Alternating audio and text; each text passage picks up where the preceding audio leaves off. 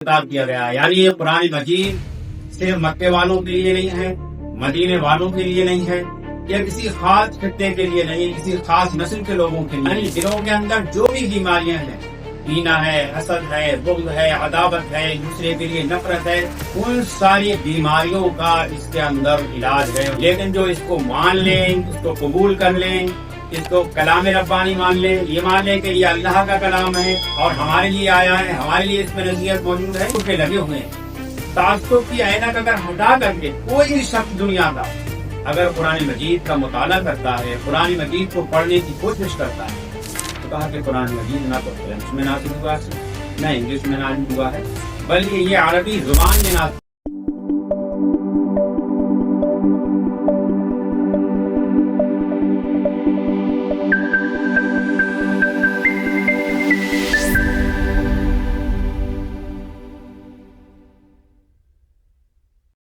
اعوذ باللہ من الشیطان الرجیم بسم اللہ الرحمن الرحیم یا ایہا الناس قد جاءتکم موعظۃ من ربکم وشفاء لما فی الصدور وہدی ورحمۃ للمؤمنین قل بفضل اللہ وبرحمتہ فبذلک فلیفرحوا ھو خیر مما یجمعون۔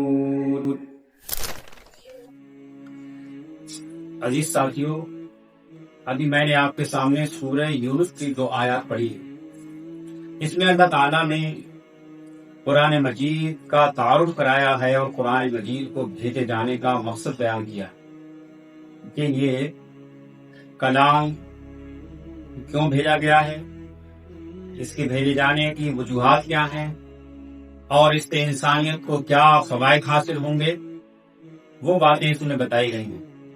یہ سورہ یونس کی آیت نمبر 57 اور 58 ہے، جس میں اللہ تعالیٰ نے ارشاد فرمایا یا ایھا الناس، یا ایھا الناس سے خطاب کیا گیا ہے، یعنی یہ قرآن مجید صرف مکے والوں کے لیے نہیں ہے، مدینے والوں کے لیے نہیں ہے، یا کسی خاص خطے کے لیے نہیں، کسی خاص نسل کے لوگوں کے لیے نہیں ہے، بلکہ یہ تمام انسانیت کے لیے یہ قرآن مجید بھیجا گیا ہے۔ تو وہ یہ کہا گیا کہ اے لوگو، تمہارے پاس تمہارے رب کی طرف سے نصیحت آ گئی، یا ایھا الناس قد جاءتکم موعظۃ من ربکم۔ تو تمہیں کیا کرنا ہے، اور اس میں ہے کیا، یہ نصیحت کس طرح کی ہے، وشفاء لما فی الصدور، یہ وہ چیز ہے جو دلوں کے امراض کی شفا ہے، یعنی دلوں کے اندر جو بھی بیماریاں ہیں، کینہ ہے، حسد ہے، بغض ہے، عداوت ہے، دوسرے کے لیے نفرت ہے، ان ساری بیماریوں کا اس کے اندر علاج ہے، ان ساری بیماریوں کی شفا ہے۔ فرمایا وَهُدًى وَرَحْمَةٌ لِّلْمُؤْمِنِينَ، اور تمام مومنین کے لیے، یعنی جو لوگ اس پر ایمان لے آئے، یعنی ویسے تو یہ قرآن مجید تمام انسانیت کے لیے ہے اور ان سب کے لیے اس میں نصیحت موجود ہے، اس میں دلوں کی شفا موجود ہے سبھی کے لیے، لیکن جو اس کو مان لیں، اس کو قبول کر لیں، اس کو کلام ربانی مان لیں، یہ مان لیں کہ یہ اللہ کا کلام ہے اور ہمارے لیے آیا ہے، ہمارے لیے اس میں نصیحت موجود ہے، تو ان کے لیے پھر یہ ہدایت اور رحمت بن جاتا ہے۔ تو یہ ہدایت اور رحمت کب بنتا ہے یہ قرآن مجید، جب لوگ اس کو مان لیں کہ واقعی میں یہ اللہ کا کلام ہے۔ اور اگر کوئی شخص جو چشمے انسان کے تعصب کے لگے ہوئے ہیں، تعصب کی عینک اگر ہٹا کر کے کوئی بھی شخص دنیا کا اگر قرآن مجید کا مطالعہ کرتا ہے، قرآن مجید کو پڑھنے کی کوشش کرتا ہے، تو وہ ضرور اس کی طرف متوجہ ہوتا ہے۔ دوستو اور ساتھیو، آپ مورس بکائی کے بارے میں جانتے ہیں کہ وہ ایک فرانسیسی سرجن تھا اور قرآن مجید سے انتہائی بغض رکھتا تھا۔ جو شخص بھی اس کے زیر علاج ہوتا تھا وہ اس سے یہی پوچھتا تھا کیا قرآن مجید اللہ کا کلام ہے، اور جب اس کو یہ بتاتا تھا وہ شخص کہ یہ اللہ کا کلام ہے، تو وہی کہتا تھا کہ میں اس کا اللہ کا کلام نہیں ہوں۔ تو جو شخص علاج کے لیے جاتا تھا وہ خاموش ہو جاتا تھا۔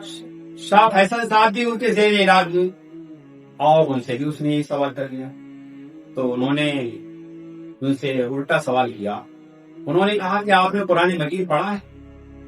تو انہوں نے کہا کہ میں نے ہاں فرینچ میں پڑھا ہے، انگلش میں پڑھا ہے۔ تو کہا کہ قرآن مجید نہ تو فرینچ میں نازل ہوا ہے نہ انگلش میں نازل ہوا ہے، بلکہ یہ عربی زبان میں نازل ہوا ہے. آپ عربی زبان میں جس دن قرآن مجید پڑھ لیں اس دن یہ کہیں کہ یہ اللہ کا کلام نہیں ہے. پھر انہیں یہ بات لگ گئی. وہ پیرس یونیورسٹی گئے، ایک ٹیوٹر کو اپنے لیے مقرر کیا اور 2 سال مسلسل انہوں نے قرآن مجید پڑھا اور جو قرآن مجید کے حقانیت کے قائل ہیں. اور پھر انہوں نے قرآن، بائبل اور سائنس کے نام سے ایک کتاب بھی لکھی.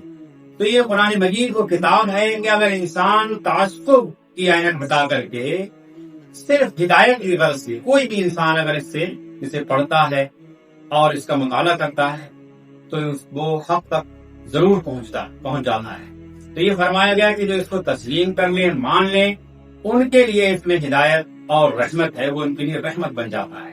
دنیا میں بھی رحمت بنتا ہے ان کے لیے اور آخرت میں بھی اللہ تعالیٰ کی بے پایا رحمت ان کے ساتھ ہوگی.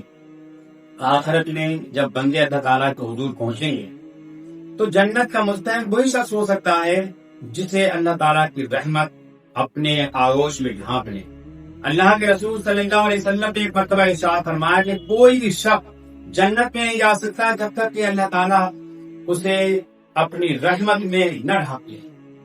تو یہ صحابہ کرام میں سے کسی نے یہ سوال کر لیا کہ اللہ کے رسول صلی اللہ علیہ وسلم کہ آپ بھی اللہ تعالیٰ کی رحمت کے بغیر جنت میں داخل نہیں ہوں گے؟ تو آپ نے فرمایا ہاں، میں بھی جب تک اللہ تعالیٰ پوری طرح اپنی رحمت میں مجھے نہ ڈھانپ لے اس وقت تک میں بھی داخل نہیں ہو سکتا. تو اللہ تعالیٰ کی رحمت کی ہر شخص کو ضرورت ہے. دنیا کا کوئی بھی انسان یہ نہیں کہہ سکتا کہ مجھے اللہ کی رحمت نہیں چاہیے. وہ الگ بات ہے کہ انسان ڈھٹائی میں آ کر اور بغض میں، اناد میں آ کر کے، نفرت میں آ کر کے ادھر ادھر کے الفاظ کہے یا دنیاوی مفادات کے خاطر انسان اس کی مخالفت کرے.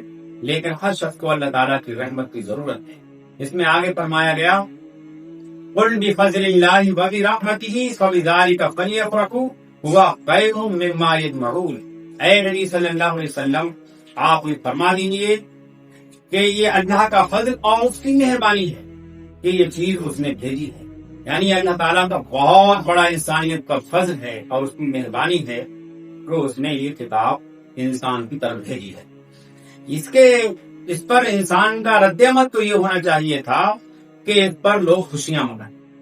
یہ ان سب چیزوں سے بہتر ہے جنہیں لوگ سمیٹ رہے ہیں. فَلْيَفْرَحُوا هُوَ خَيْرٌ مِّمَّا يَجْمَعُونَ. تو یہ اس آیت کے اندر مقصد بتایا ہے. اللہ تعالیٰ نے یہ کتاب ہمارے پاس اس لیے بھیجی ہے کہ ہم اس کتاب کی تلاوت کریں، اس کو سمجھیں، اس پر غور و فکر کریں اور خاطر خواہ اس سے نصیحت حاصل کریں. کیونکہ قرآن مجید ہی میں اللہ تعالیٰ نے ارشاد فرمایا کتاب انزلناہ الیک مبارک لیدبروا آیاتہ ولیتذکر اولو الالباب. یہ بڑی برکت والی کتاب ہے جو اے محمد صلی اللہ علیہ وسلم ہم نے تمہاری طرف نازل کی ہے تاکہ یہ لوگ اس کی آیات پر غور کریں اور عقل و فکر رکھنے والے اس سے سبق حاصل کریں. تو ہم کو چاہیے کہ اس میں غور و فکر کریں اور اس سے سبق حاصل کریں. تو ہر روز قرآن مجید کو اس طرح پڑھیں اور سنیں کہ اپنے لیے اس میں سے سبق لیں، اللہ کی نصیحت کو قبول کریں. اللہ تعالیٰ کا ارشاد ہے قد جاءکم موعظۃ من ربکم، تمہارے پاس نصیحت آ گئی ہے. تو اگر اللہ تعالیٰ نے ہماری طرف یہ بھیج دی ہے اور 14.5 سال سے یہ ہمارے لیے محفوظ شکل میں موجود ہے تو پھر ہمیں کیا کرنا ہے؟ ہمیں اسے مضبوطی کے ساتھ پکڑنا ہے، اسے قبول کرنا ہے. اور مبارک ہے یعنی بہت زیادہ خیر اور وسیع علم پر یہ مشتمل. اس کے اندر ہدایت ہے، ہر بیماری سے اس کے اندر شفا ہے، زندگی کی تاریکیوں میں نور ہے جس سے روشنی حاصل کی جا سکتی ہے. اس میں ہر حکم اور ہر کو ہدایت موجود ہے جس کے ہم سب محتاج ہیں، جس کی ہمیں ضرورت ہے. اللہ تعالیٰ قرآن مجید میں فرماتا ہے فَأَيْنَ تَذْهَبُونَ. یہ سورہ تکویر میں فرمایا گیا ہے تم کدھر جا رہے ہو؟ اس سے منہ موڑ کر کہاں جا رہے ہو؟ اس کو چھوڑ کر کہاں جا رہے ہو؟ ان ہوا الا ذکر للعالمین، یہ تو سارے جہان والوں کے لیے نصیحت ہے. تو کیا آپ اس سے سبب نہیں لو گے؟ اس سے نصیحت نہیں لو گے؟ اس سے گائیڈنس حاصل نہیں کرو گے؟ اس کے ذریعے رحمت حاصل نہیں کرو گے؟ اس کی برکتیں نہیں سمیٹو گے؟ پھر کہاں جاؤ گے؟ پھر کون ہے تمہارا؟ کون تمہیں پناہ دے گا؟ کون تمہاری مشکلات حل کرے گا؟ اگر اللہ کو چھوڑ دیا اور اللہ کے کلام کو چھوڑ دیا تو ہماری مشکلات کون حل کرے گا؟ تو ہمیں اپنے دل میں پختہ عہد کرنے کی ضرورت ہے. اس کام کو نہیں چھوڑنا ہے، یعنی قرآن مجید پر غور و فکر کرنا ہے، اس کی تلاوت کرنا ہے، اس کو سمجھنا، اور یہ وہ رسی ہے جس کو مضبوطی کے ساتھ پکڑنا ہے. اللہ تعالیٰ نے ہمیں اسے مضبوطی کے ساتھ پکڑنے کا حکم دیا ہے.